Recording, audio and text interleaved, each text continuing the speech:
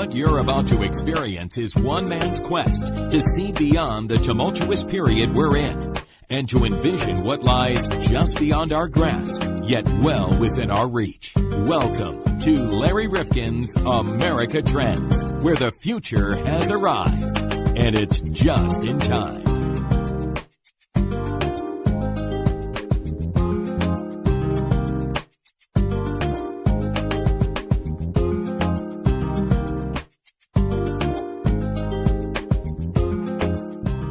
We continue our travel series here on AmericaTrendsPodcast.com. I'm Larry Rifkin, and my constant companion, John Krofsik, is with me. Hello, hello. Have we ever traveled together, John? I don't recall. We went to the city. We went to the big city. Ah, we did. That's right. We had that taxi driver that didn't know where he was going. And That's right. We've never done one of those buddy films where you travel all across the country in a VW van. We've never done that. No. Well, by way of this series, though, we are traveling the globe, John, you and I together, without ever leaving home. We're like globetrotters. Yeah, well, we are. I don't dribble as well, though I do dribble from time to time, but that's another issue that I am going to the doctor about. Now, maybe I'm wrong, but I think that the person who really opened your eyes to a trend in travel, John, when we did record this, was Elliot Gillies. Yes, he was very interesting. You remember him? Interesting. Yeah, I do. Oh, he was great. And I mean, he heads a public relations firm that specializes in travel to more remote places. The forbidden travel. Well, we call it that. I call it that. They like to call it far away, distant, but I do like the notion of forbidden travel. And we get into that. So if you are somebody who's always wanted to go to a place that everybody tells you don't go, or if they say the Middle East, it's full of, people who may not have your best interests at heart, or wherever it may be, and you say, that's what makes it interesting. I'm one who likes to go off the beaten path. Now, are you somebody who likes to go off the beaten path, or would you rather go on the concrete to Disney World, or are you adventuresome? Disney. I like going to the parks and I'm a little adventuresome. I don't know. Some of these foreign countries, though, kind of scare me a little bit. Because you hear things that come out of there, and you wonder if they like Americans there. Yeah, but the funny story now is that there are a lot of people from other parts of the world who don't feel terribly comfortable here in the United States because they feel that the president has set a tone where those who are different may not be as welcome in the United States. That is one of our trends that's going on in America. My brother travels to Laos, which is way off the beaten trail, and they treat him like a king over there when he goes over, he tells me. What is his name? King King Paul, yeah. King Paul. The first? The second? The last? Well, I'll tell you, this gentleman that we're going to meet, and he was a great interview, Elliot Gillies, his firm, Gillies and Zaiser, they specialize in providing public relations services to all aspects of the travel industry. And I thought he was very insightful, John, because he had such a perspective on this issue. Right. And it was so round because he deals with all kinds of different travel executives, travel agencies, travel activities, and so he knows the ins and outs of the business, and he can put packages together. He knows how all of that works, and it's very, very complicated business when you think about it. Right, but at least you're dealing with the people, and you're not dealing with crowds of other tourists. I mean, that's the positive side to this type of travel, I guess. You get to really see the country. Oh, absolutely. You see it in a real term, and you can come back. I mean, there are many of these trips now, I understand, where maybe you're on a river cruise, and they're getting very, very popular, but you go off and you actually go off and talk to a family in a place like Estonia or Latvia or whatever, so that you get a sense of how people live. Right. So you're not just left with a bunch of tourists talking to each other about what they're seeing, or a guide. I mean, really a different way of looking at it. Well, we are talking about things that are a little bit more forbidden, but more accurately out of the way, off the beaten path, or places that have newly been opened up to us. And one of the conversation pieces that we have with Elliot, as you remember, was about Vietnam. Right, right. And the Mekong River cruise. And I think we're all fascinated because we have heard so much about the Mekong River and about Vietnam, but most of it in the context of a war that was fought there, of course. So we're going to open that part of the world up to you. We're going to open up many other parts of the world through Elliot. And he's got some incredible tours and incredible places that you and I never thought about, John, that he's going to be sharing with our audience today. This is going to be fascinating. It really is. So John, are you ready to go? I'm ready. Did you pack? I did? You have your toothbrush? No, I think I forgot that. Oh, light traveler, huh? All right, well, let's go. Elliot Gillies going to take us to places we've never been before. Elliot Gillies is with us. He's president of a company. Elliot, why don't you give us a little background about a public relations firm in the travel industry? Explain the work that you do. Sure. What we do is we represent travel clients. So these are cruise lines, resorts, destinations, hotels, anything to do with travel. It could be an airline for a piece of cake. But our job is to get them into the media. So we will do a combination of things. We'll be writing press releases, which describe the products our clients have, or we'll actually be taking media or sending media, travel writers, travel producers, broadcasters on the product. For instance, we'll send a group of media on a river cruise in Europe. They'll come back, they'll write about it, hopefully, and be published, and we've done our job. Okay, so we've all read these wonderful articles that get us so wistful that we all want to go on them. How clever do you have to be today in terms of organizing travel excursions, and what are the expectations of the average traveler these days? Well, it really depends what level you're looking at. The level we use, what work most often is a luxury market and off the beaten path. Most of our clients are in niche travel, which are the smaller segments, whether it's river cruising, it could be Scotland or hotels in Scotland. It's difficult in getting there. It's always difficult these days with airlines and having them take multiple stops. It's always tough to get there. But once you're at the site themselves, it's easy because you forget about the journey and you're there enjoying the destination. What I've taken to doing for a number of years now is remind people who travel that your vacation starts when you leave the house, not when you get there. Otherwise you get so wound up at the airport you forget what you're doing. Oh, absolutely. So are there places that people are really looking to go to? I mean, you mentioned off the beaten path. We were talking about this segment as dealing with once in a lifetime or even forbidden places. And I know one of the things we were going to talk about was this cruise down the Mekong River. And Vietnam is something of an alluring place, but for many, of course, there are different memories and thoughts the minute you hear Vietnam.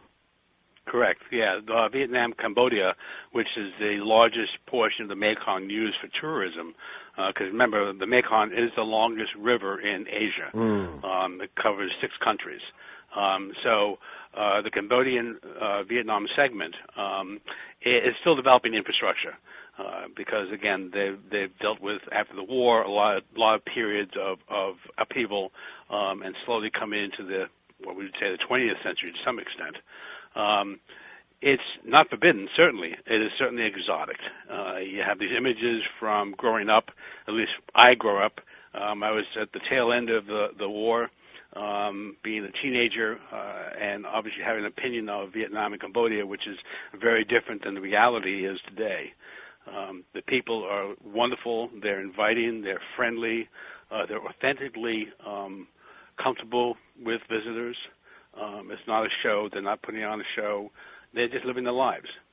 So the culture there is so ancient. I'm sorry, my button went up there.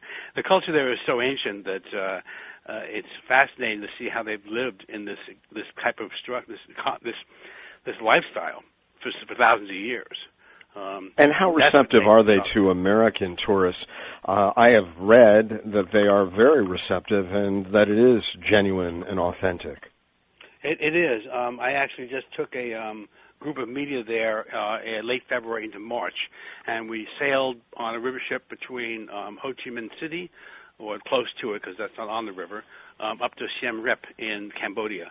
And along the way, we stopped in both places like Phnom Penh, which is the capital city, to the smallest little places, Evergreen Island, which I think has a population of several hundred, and it didn't matter which city we went to or what town we went to. They were fascinated. They were curious. They were welcoming us into their homes. They loved to talk about their history, the hard times they had. What was struck most of us was that much of it is impoverished. Though they're working, their rate of pay is much lower than anything you can imagine on our end. But they're happy. I can't say they're always happy with their governments, as few of us are, but they're happy with their existence. They don't have expectations of becoming wealthy. All they have expectations of is taking care of their family, living their life, and enjoying their life. So when they're able to do that, they're fine. Everything's good. So they're very, very inviting to the Americans that come there. There's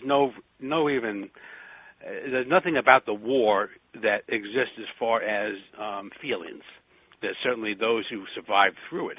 And I'm sure if you went out and about, you might find those who had their issues with Americans, but they're very few and far between, at least the ones we came across. And with the travelers or the writers, do they get a fascination with the politics of an area before they go? Even if they are a professional writer, do they want to know more about how stable an area is and politically what is going on there? Well, I would suggest that to any traveler, whether they're writers or otherwise, you should always do research before you go anywhere. For two things. One, to make sure it makes sense to go there, that you're in a comfort zone. And two, because if you have done some research, when you get there, it's even more enlightening. You're not learning about something, you're actually having something reinforced, or you get a different view of it. So, yes, the writers who go off to the Mekong with us are always researching ahead of time. They're very involved or interested in the political process. Vietnam is very different from Cambodia. Vietnam it's a single-party ruled country. They elect their leader. It's pretty much a single party, but you're open to talk about politics. It's not a problem. You're not going to get arrested for it. Cambodia is a little different. People have to be much more careful talking about their leader, who has been there for 30-plus years. It's not less of a democracy and more of a one-person ruler, but they do talk about it. In a quiet moment, off to the side, where they know they're not going to be listened to, they're very, very vocal about their concerns and their wish for change and growth. When you look at the two countries side by side, Vietnam has flourished. They've embraced tourism, they've embraced the outside world, and you can see how it's had an effect on their growth, whereas Cambodia is still behind the eight ball. That gives you really two looks at amazing cultures. Because remember, these two countries don't really have a lot of love for each other since the war, but they have grown in different ways, and you can see how one works with the world and the other one does not very well, at least on the government side, and how it affects the populace. So it's fascinating. As somebody who myself is always interested in politics, it's fascinating to see the differences and see how people have adapted to it to make their lives still worthwhile. Now, when you're going on a river cruise and you're going down the river to different countries, what kind of access do you have to the real lives of the people who live there? How often are you on the boat, off the boat? Give us a sense of that. Sure, absolutely. The great thing about small ship cruising, whether it's rivers or small ships anywhere, is invariably the focus is get off the ship. The ships are your transport. Yes, they're luxurious many times, but the whole idea behind the company that puts them on is to show you the local place. What's happened over the last 20 or 30 years is people have gotten away from the structure. The ship, yes, the big ships are still there. You can live on a big ship and not even know it's moving. The small ones, well, maybe they could save fuel. You don't even have to move. Maybe you don't have to move, but the small ones are always moving. And once you get to the destination, they want you off the ship. They'll take you on tours, excursions. I know the company I work with, Scenic and Emerald Waterways. Their focus is to actually get you into their homes. In Cambodia, we sat in a small outdoor classroom where an 86-year-old math teacher was giving a lesson after school to some kids. He had been a teacher during the Mer Rouge and had to completely change who he was in order to survive it. Because during that period, they lost well over 3 million people. All of the upper level or intelligent level professors, teachers, doctors. So he had to hide among the peasants. and he survived it. And since then, he's continued to give back. So we got to spend time with him. I mean, you can't pay for that. That's amazing life stories. An 86-year-old nun in one of the temples who lost her family during the Mehruz, but has a smile on her face which just lights up the room. You know, it's like you sit there with her and you talk to her for half an hour. So they're very accessible. You don't want to take home a T-shirt anymore. You want to take home memories which last a lifetime and take back some kind of education which you can impart into others. And that's what makes it very special. Oh, absolutely. I'm referring back to the Sunday New York Times, the travel section, Sunday, April 9th, 2017, The Ebb and Flow of a Shrine. And this was a group that went on one of these journeys on the Mekong to Laos. And the question is, when an article appears in the New York Times, and that's what you want, obviously, for many of your clients, but how much does that change the experience or invite in so many people who might otherwise never have considered this kind of travel? What is the impact of the travel press on places? It's actually quite large, and it depends obviously on the periodical. Something like the New York Times can flood a place. The thing about the New York Times is when they write, they very much write of what they call FIT, which is independent travel. And Americans don't do a lot of independent travel. Most of their travel is tour-based. So they have an impact, but it's usually directing people towards tour operators. When you look at Vietnam, at Cambodia, we look at Antarctica, Greenland, Iceland, places which are relatively more remote, that has had an impact. But what these operators are doing are trying to offset that impact. So places like Antarctica have IOTA, which regulates how many ships can go there. The Mekong, because it is so far behind as far as development, it has a long way to go before you have to really be concerned with impact. So these articles that appear, they actually, at this point, when we're talking about the Mekong, they're actually helpful, because the more people who get to go see this, within reason, the more they bring back the story, the reality, versus what you read in the paper. Whether it's the writers or the guests, they're able to bring back the real experience, parlay that to others, who then can go and enjoy it themselves. Travel is the greatest peacemaker out there. How do you dislike somebody who you've met and spent time with and learn about them? And avoid all the misconceptions that we traditionally trade on. I've got to ask you one question, Elliot. Sure. I'm just curious, when you were on that Mekong River trip, and we'll broaden this to other trips, where there are things that perhaps between cultures are left unspoken, and yet you want to get off and you really want to find out what people are thinking. And one of the things that I'm curious about is the treatment of the Amerasians, because there are so many people in Vietnam today and Cambodia who probably had exposure to our troops, and we left behind progeny. I'm just curious about that. I couldn't speak directly to that because we really didn't meet a lot of those people, or at least they didn't pronounce themselves that way. My understanding from conversations with people who live there, expats who live there, who have lived there for many, many years, is that has receded. There was certainly a lot of animosity, obviously for good reason, for many years, but most of that has settled back into old ways. Remember, Cambodia is predominantly a Buddhist country. Vietnam has certainly Buddhist, has Christianity, has a number of religions there. We didn't see much in the way of animosity towards each other. Everybody, like any society, they have these issues that ebb and flow. But as far as the troops leaving behind children and those growing up, didn't see much of it. All right, very interesting. Let me ask you about the off-the-beaten track, and you said that earlier, and I mentioned forbidden and once in a lifetime. We're using all these terms. Yeah, but you also mention, as much as we are looking for those experiences in Antarctica or Greenland or Iceland, and we're trying to figure out which one is really the better country. Oh, I think it's Iceland is really a nicer country. But the question is, as much as we Americans want that adventure, we also want a little structure to know that we're just not out here, as you say, on the path alone. So how do you blend those interests? Actually, it's an incredibly balanced incredible hard balancing act for a lot of places, because most of the world are independent travelers. Americans, although obviously much less so, you're going to find a mix where you'll be with groups where part of the group, which is not American, will be going off on their own, wandering around, and you're sort of stuck in the group. The balance comes in a lot of preparation ahead of time by the companies.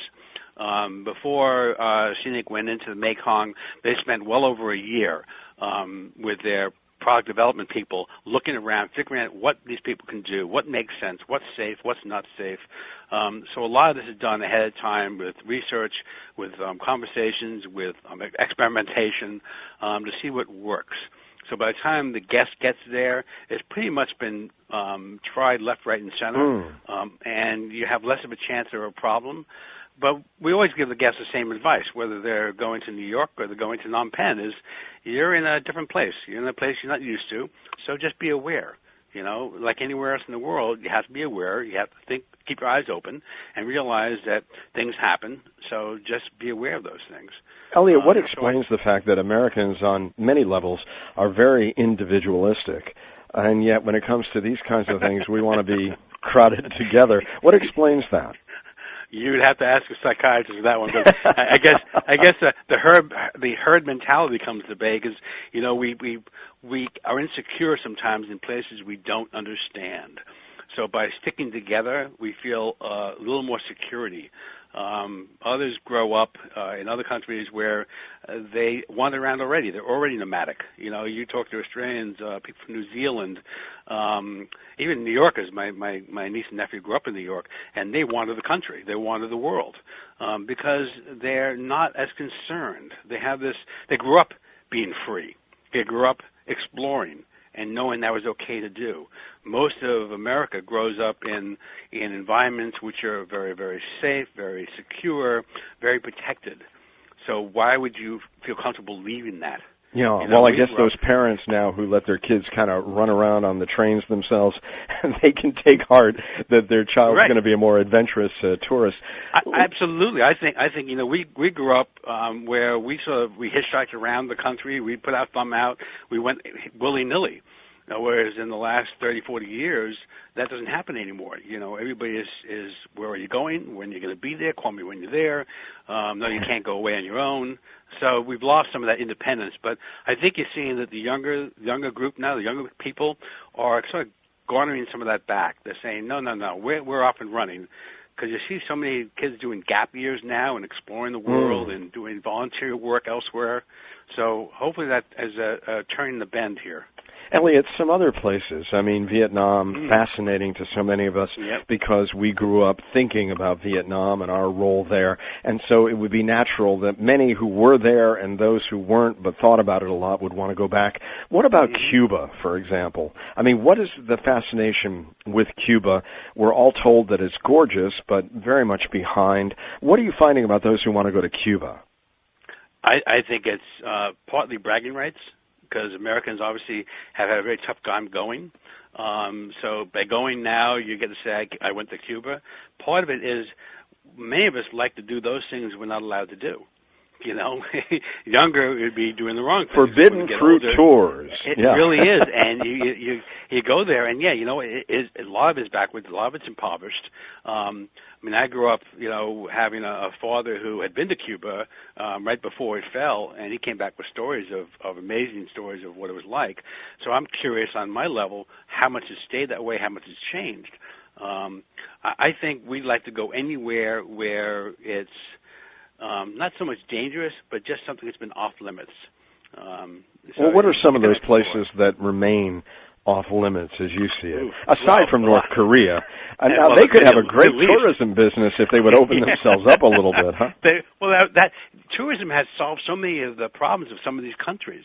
You know, when you look at countries which were so restricted, and how the people didn't flourish, and then all of a sudden they've opened up. You have Myanmar, you know, Irrawaddy, which is now also a river the people are doing, and you're seeing changes happen there too. Russia changed because all of a sudden they're importing American jeans. Well, how receptive, for example, you mentioned Russia, and we have a very curious relationship right now with Russia. Yeah, so tell us, I mean, when people go there from the United States, of course they could be identified because they're being probably listened to by the NSA, but the question is, I mean, how receptive are they to Americans, say, in Russia? I think it depends on the American behavior when you're there, like anywhere else. I've been to Russia. I took a media group because we have a ship there, and there are certainly those areas of Moscow where you'd be a little more careful, like anywhere, any city. But along the way, these small towns, people are curious. They don't get to see a lot of Americans in these out-of-the-way places. As long as you are understanding of the culture, as long as you don't behave in some stereotypical fashion, T-shirts and shorts when you shouldn't be, they're very receptive because they're as curious about you as you are about them. I mean, I was in China last year in Wenzhou, which isn't visited very often. So 9 million people live there, and you're like a rock star. You walk along the street, and people will stop you and take selfies with you. They want to practice their English with you. They're just so excited to see Americans. They touch you to see if you're real. It is that level of fascination, but it goes both ways. It's not that I'm touching people to see they're real. I'm just fascinated with their culture and how they live that way. So it's as long as you behave in a adult fashion with understanding their culture, their ways, and do it their way, behave as you should in their country, there should be no issues. Are we good and respectful travelers, Americans in general? What do you find? I think we're getting better and better. I think the days where you had that image of the ugly American, ugly American, the T-shirt, the sandals, the shorts, going to dinner at a lovely restaurant that way. Those days are long gone. They really are. I have not seen that in quite a while. So you see people who spend more time researching where they're going. They're more interested. I got shindigged into leading a group from where we live, a development area. I'm taking 36 people on a river cruise. I'm not a travel agent. I do PR, so this is all new to me. But they're all curious. They all want to learn more about it before they go, and I can see them. They're mature adults, and they're going to behave in the fashion that is expected there. And that makes all the world. I mean, imagine somebody coming into your home and acting, the middle class, well, not middle class, but middle class and lower in China, they have customs we wouldn't like. They're spitting everywhere. That's normal. Really? But if they came in your house, you'd be pretty annoyed if that's what they did. But that'd be normal. Well, we'll take them to a baseball game, and they'll feel very comcomfortable. They're with, comfortable, but that's spitting. normal for them. So imagine if you went there and you did something which they found horrible, but it was normal for you. So the whole idea is, figure out how to behave there before you go and behave in that fashion. And why would they think anything but positive thoughts of you? What about foods? I mean, I'm not the most adventurous when it comes to trying new and distinctive cuisine.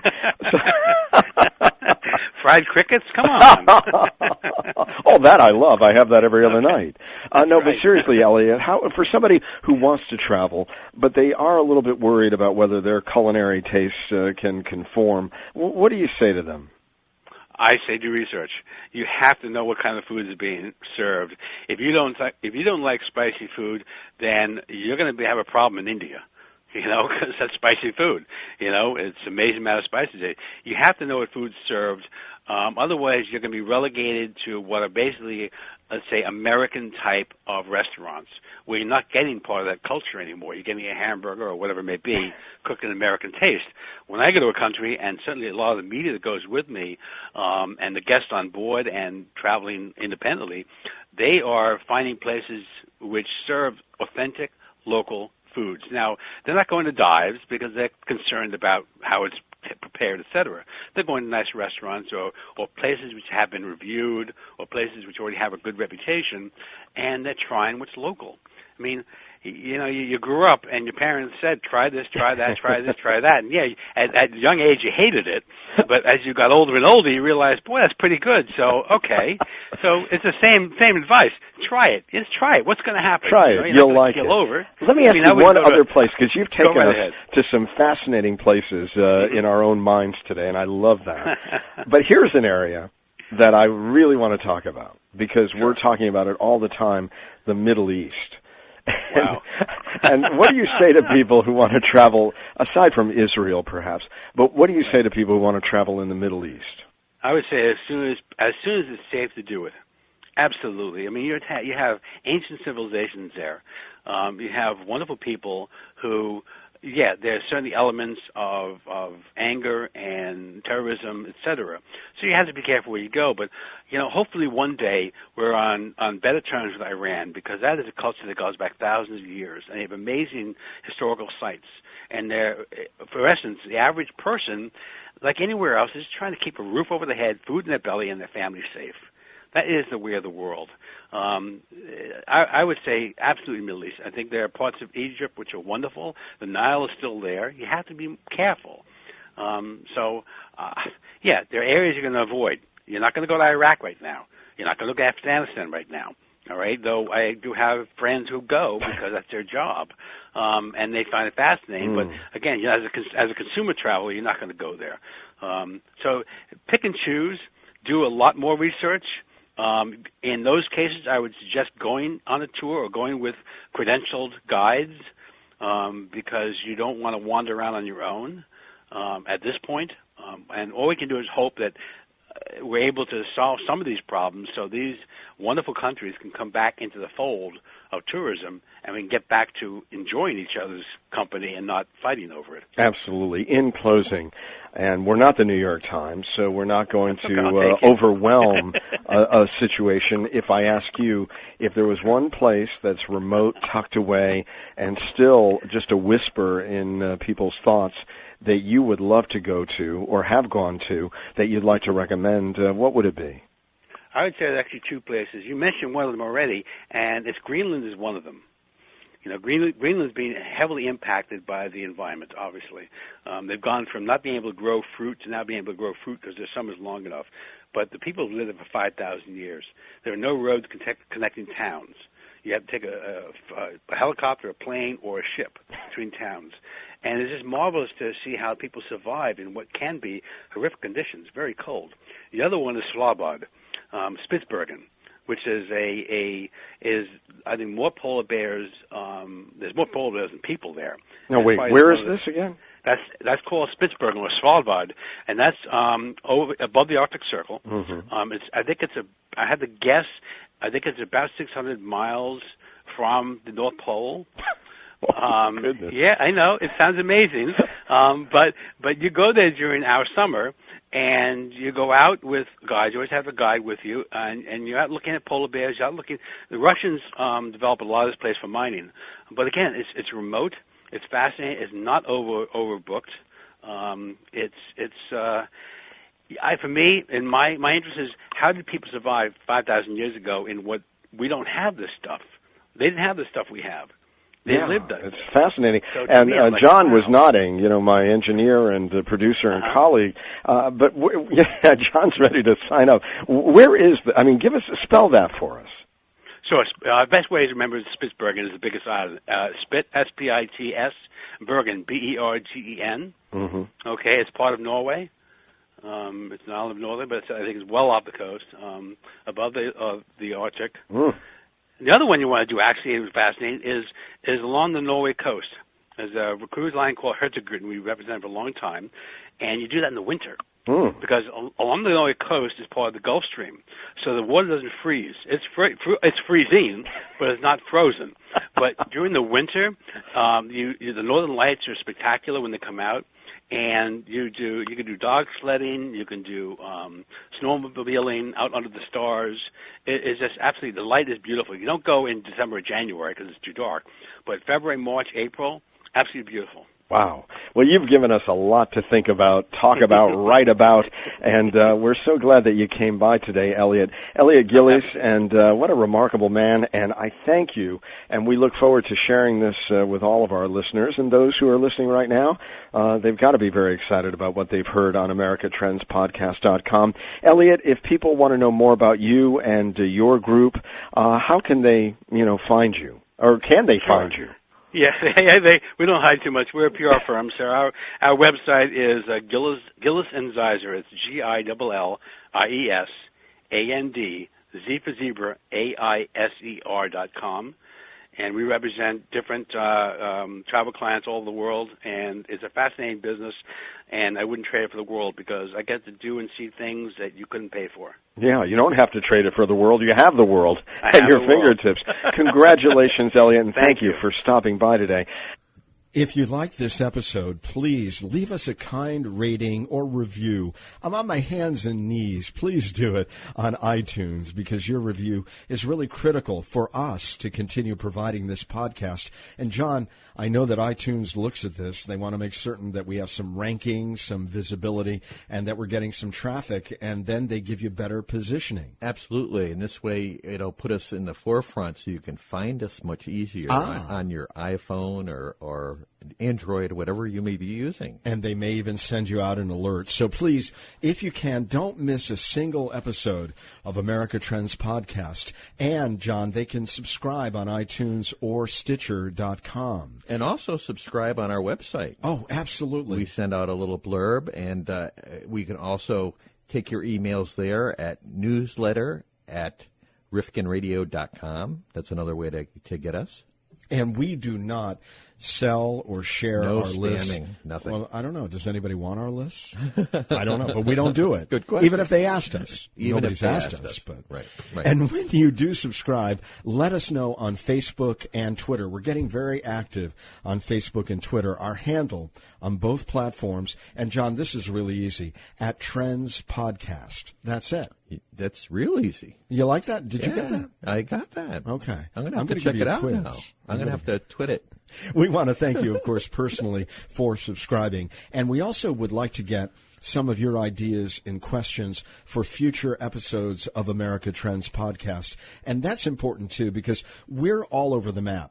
Our interest editorially in the future, John, has no bounds. But we want to know what it is that you'd like to hear from us. If there was a segment that you'd like to see us follow up on, or if there's something in depth that you'd like us to deal with, please let us know that, too. We're looking at the future. There's so much we can look at. Yeah, and the topics that we've dealt with, I mean, we have gotten such incredible guests over the recent period, but they're only going to come to us if they know we've got an engaged and interactive audience. Absolutely. So it's really important that you become part of this podcast in so many different ways that we're sharing with you today. You're absolutely right. We need your support and your help and your reviews. And your ideas. And ideas. Or questions on Facebook and Twitter. And by the way, you can direct message us @Trends Podcast or using the hashtag Trends Podcast. You can also add an email address if you have a public one that you'd like us to give out. Yeah, good. Hey, and you know what? We didn't mention Amazon. Oh, yes. We have an Amazon store. Yes. And so if you go up, you don't have to buy the things that might be highlighted at that particular time. You can buy any book, and there's some benefit that comes back Just to put us. what you're looking at in the little search engine block there, and it'll take you right to Amazon, and it'll help us out. Absolutely. And it doesn't really cost you anything more because they have built that into their pricing structure. So we get a little taste and you get more programming like this and you get the item that you were looking for. So it works for all of us. It's a win-win. Absolutely. Win-win-win. Win-win-win. So for more information on America Trends and for the latest updates on upcoming episodes, be sure to like our page on Facebook and follow us on Twitter. You can find us at Trends Podcast. And again, you can find John and I here in our studio performing as best we can for you. That's right. And Let us making out. What's that? They're not going to let us out. No one is. Hey, listen, thank you so much for joining us today on America Trends. We'll see you next time. We hope to hear from you soon. Oh, by the way, we are posting all the time. And we're posting on Tuesdays and Thursdays. Good point. So just be aware, if you're looking for new episodes, they're coming on Tuesdays and Thursdays. When you wake up, before you go out on your jog or your walk and you want to take us with you, we'll be there for you. Very good. All right. Have a great day.